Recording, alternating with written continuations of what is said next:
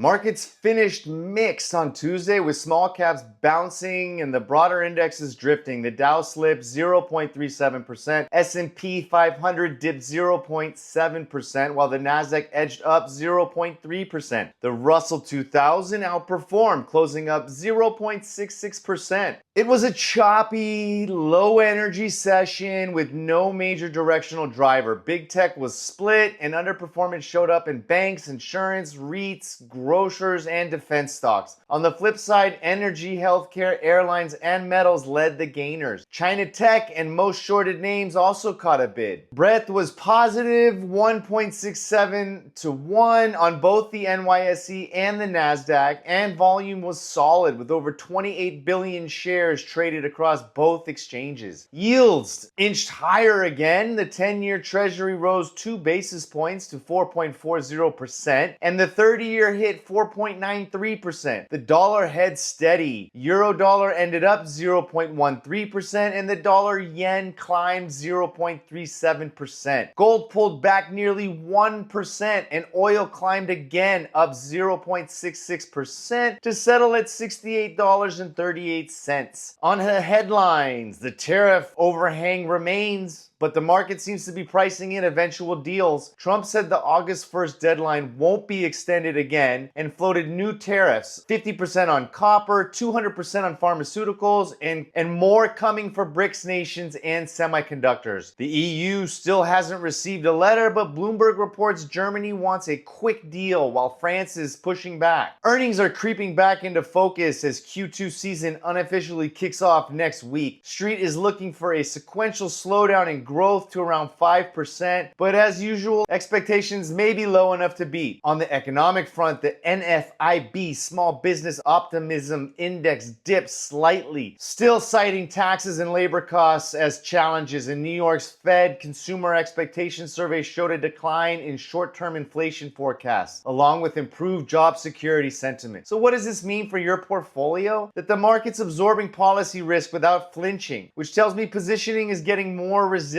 But when tariffs, earnings, and the Fed are all in play at once, staying patient is just as important as staying alert. So talk to your advisor, stay disciplined, stay focused, stay profitable. God bless. I will see you here in the morning for the pre-market report.